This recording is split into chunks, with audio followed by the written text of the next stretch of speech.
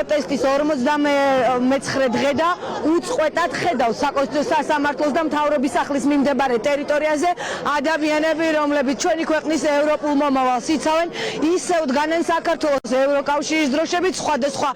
წარწერები აქვთ აქ მოტანილი, თუმცა აქ მოსვლამდე იყო რამდენიმე მსვლელობა, ყველაფერი დაიწყო ბათუმელების ოფისთან, სადაც მოქალაქეები, მსახიობები, პოლიტიკოსები, რიგითი მოქალაქეები მივიდნენ მზია ამაღლობელისთვის სოლიდარობის გამოსახატავად. ამის შემდეგ მსვლელობა გაიმართა ბათუმის ქუჩებში, მივიდნენ თეატრალურ უნივერსიტეტთან, სადაც დაკავებულ სტუდენტებს კიდევ ერთხელ გამოუცხადეს და ლექტორს სოლიდარობა და შემდეგ მსვლელობით მოვედით აქ, როგორც ხედავთ და კიდევ ერთხელ გაჩვენებთ კადრში მიმდებარე ტერიტორიაზე ახლაც იკრიბებიან მოქალაქეები. ძალიან ბევრი ადამიანია სხვადასხვა პროფესიის, ლადო აფხაზავაც, მასწავლებლის ეროვნული ჯილდოს მფლობელიც აქ არის. მოგესალმებით ბატონო ლადო, პირდაპირ ეთერში ვარ. დღეს რამდენიმე ტიპის აქცია გაიმართა ბათუმში, დავიწყეთ ყველაფერი მზია ამაღლობელისთვის სოლიდარობის გამოხატვით. რა შეფასება შეგიძლია გააკეთოთ ამ ყველაფერთან დაკავშირებით, რასთან გვაქვს საქმე და რას გვეუბნება ხელისუფლება, რომელიც კომპრომისზე არ მიდის, პირიქით რეპრესიებს აძლიერებს? ხო, სამწუხაროდ რეპრესიები გააძლიერა, შეიძლება ცოტა ხანში უფრო ძლიერი რეპრესიებიც მივიღოთ, თუმცა ამ რეპრესიებთან ერთად ათასობით სტუდენტი გამოვიდა აჭარაში, ათასობით ადამიანი გამოვიდა და მთელი დღე იყო მსვლელობა აჭარაში. ასევე გაიფიცა კიდევაც 3 საათიდან 6 საათამდე სხვადასხვა ორგანიზაციები, სხვადასხვა ქსელები. მოკლედ გააგზელებენ და ჩვენც ვაგზელებთ. მათ თუ არა აქვთ უკან დასახევი გზა, არც ჩვენ არ გვაქვს. ასე ადვილად საქართველოს ვერ დავთმობთ. ჩვენ მით უმეტეს არაფერი არ გვაქვს დასაკარგი. ისინი სკამებს ებღაუჭებიან, ჩვენ ქვეყანას ვებღაუჭებით. აბა ნახოთ ვინ გაიმარჯვებს. არ ყოფილა ჯერ შემთხვევა საქართველოში, რომ ქართველი ხალხი დამარცხებული იყო და ხელისუფლებები ძალიან მარტივად მარცხდებიან. ამიტომ ეხლა რეპრესიებსაც აძლიერებენ და ასევე აძლიერებენ, რომ თავიანთ მომხრეებს რომ ძალიან ძლიერი საკენკი გადაუყარონ და ამიტომაცაა, რომ ჩვენაც ხანდახან ნიჰილიზმში ვარდებით, რომ არ აპირებენ წასვლას, კი აპირებენ წასვლას,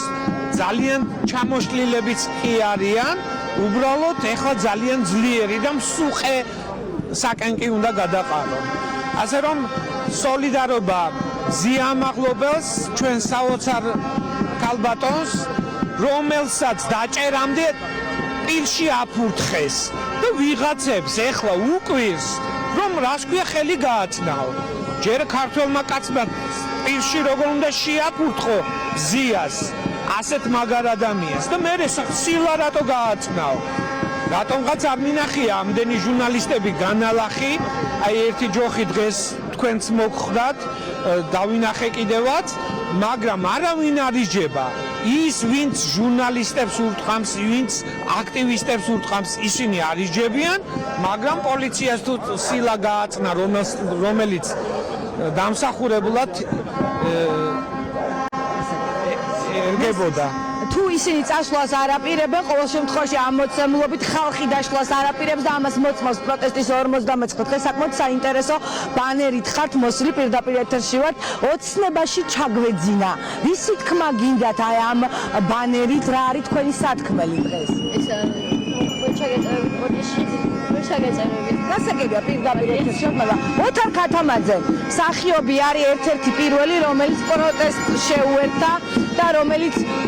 არც ერთ აქციას არ ტოვებს. დღეს ნახეთ სხვა ტიპის აქცია, სოლიდარობის რამდენიმე ფორმა. რა შეგიძლია თქვა იმ პროტესტზე და იმ ყველაფერზე, რაც დღეს ჩვენს ქვეყანაში ვითარდება? ბუნებრივია, ჩვენი თეატრი და მსახიობები ყოველთვის ვიდეგით ჩვენი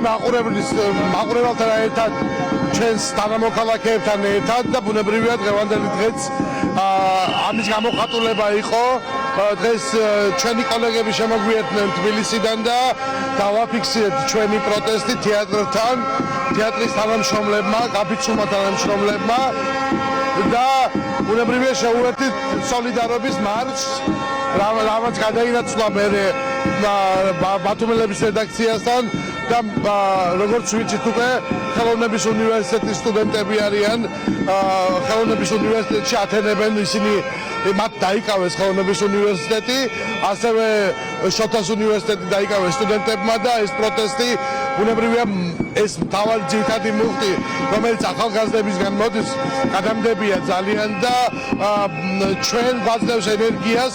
ჩვენ აქ მყოფი ადამიანები ერთმანეთს ვაძლევთ ენერგიას ეს ბრძოლა არ გაჩერდება სანამ ჩვენ არ მივიღებთ ჩვენს შედეგს ჩვენ ვიდგებით აქ დღე და ღამ ამ ქვეყნის სადარაჯოზე და ჩვენ აუცილებლად მივიღებთ ჩვენ აუცილებლად მივალთ ჩვენს მიზნამდე და აუცილებლად იმ ორი მოთხოვნას მივიღებთ რომელიც გვაქვს დაფიქსირებული ეს არის დაჭერილების გამოშვება რაც შეიძლება მალე ისინი არის დატყვევებულები ისინი არიან არა დაჭერილები არამედ რეპრესირებულები და ჩვენ აუცილებლად გამოვიყვანთ მათ დავიხსნით საპყრობილებიდან და რა თქმა უნდა ვითხოვთ ახალ არჩევნებს რადგან მივიღებთ აუცილებლად მადლობა ეკო ზალ მე ხა თვალი მოვკარი იმ ადამიანს რომელიც გუშინ სასამართლოს ხდომებზე იყო ერთ-ერთი გმირი მოგესალმებით პირდაპირ ეთერში ვარ და დაგინახეთ თქვენ იყავით ის ადამიანი რომელიც გუშინ სასამართლოს ხდომაზეც იყო მოსამართლე რისი თქმა შეგიძლიათ აი ამ ყველაფრით პროტესტის 59 დღე და მახსოვს მოსამართლეს უთხარით კიდეც რომ შეცდით როცა მისი ქორწილში სადღეგრძელო სვამით დღესაც ესე ვთვლი მაგას რომ შევცდი რომ აი ამ სამჩემ და სამწუხაროდ ესე იგი შეი მეგობრის შვილის ქორწილში დავესარი და ისი ოჯახის წევრი რომ ასეთი მოსამართლე გახდა რომელიც ჩვენი ქვეყნის აი ამ კანონიერ საფუძველს რომ არღვევს და როგორც იტყვიან წერაქვითაა მიმდგარი და თხრიან ამ აქცევენ ამ ქვეყანას ბოლომდე რომ დაანგრიონ და სასამართლოზე დგას საერთოდ სახელმწიფო და ასეთი ფსკერი აღარ მინახია მე და ნუ რა ვიცი რაც იმ წუთას მომივიდა აზრად ეს იყო რომ მის ქორწილში ვიყავი კარგადაც მოვილხინე როგორც იტყვიან მაგრამ თუ ასე მომიწევდა ბოლოს მასთან შეხვედრა სასამართლოზე ვერ წარმოვიდგენდი ამას სადაც ყოველად უსამართლო გადაწყვეტილება მიიღო ქალბატონმა და მე შეურაცხყოფა მისთვის არ მიყენებია მე უთხარი ის რასაც ვფიქრობდი იმ წუთაზე დღესაც ასე ვფიქრობ რომ ნამდვილად ამ ქვეყნის საწინააღმდეგოდ მოქმედებს ეს სისტემა თლიანი სისტემა ყუილშია პოლიცია მოსამართლეები მოწმეები არ ყოფილან ადამიანები და ამბობენ ჩვენ იქ ვიყავით ხელს აწერენ ამაზე რომ სიმართლეს ვამბობ და ტყუობ მთელი სისტემა ტყუილშია რადგან მთელი სისტემა ტყუილშია ძალიან მალე დაინგრევა ძალიან მალე ჩამოიშლება ეს სისტემა ცოტა უნდა გაუძლოთ კიდევ ცოტას მე ვამბობ დაახლოებით რამდენიმე თვე სხვანაირად ალბათ ვერ მივალწევთ შედეგს გუშინ კიდე სისტემამ დაიწყო ნადირობა პოლიტიკურ მოღვაწეებს მე ბევრი რამის მომსწრე ვარ ამ ქვეყნის მშენებლობის დროს და შემდგომი აი ამ გუშინდელი მოქცევის შემდგომი ამბავი იქნება პარტიულ ოფისებზე თავდასხმები მე დღეს ვუთხარი რომ ასეთი ამბავი და მომზადოთ ამისთვის მეთქი ასაა ბოლო პარტიულ ოფისზე თავდასხმების შემდეგ ჩამოიშლება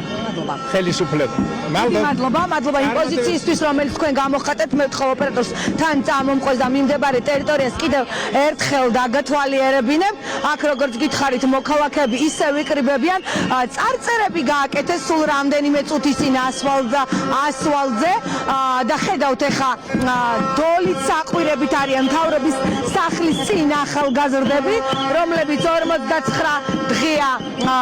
აპროტესტებენ ამ ყველაფერს ნახეთ თავისუფლება რეჟიმის ტყვეებს არა რუსულ რეჟიმს აი ესე თავისუფლება პოლიტპატიმრებს აი ესეთი ტიპის წარწერები აქ გაკეთებული და ისინი აპროტესტებენ იმ ყველაფერს რაც ხდება მოგესალმებით პირდაპირ ეთერში ვარ თქვენი პოზიციაც რომ გვითხრათ იმ ყველაფერზე რაც ხდება ამ ქვეყანაში ამ დღეების განმავლობაში დღეს რამდენიმე ტიპის აქციაც გაიმართა რა იქნება თქვენი სათქმელი დღეს ბათუმში გაფიცვა იყო დღეს საყოველთაო სახალხო საქვეყნო და ძალიან ბევრი ადამიანი შეუერთდა ამ გაფიცვას ძალიან ბედნიერი ვარ ამ ფაქტის გამო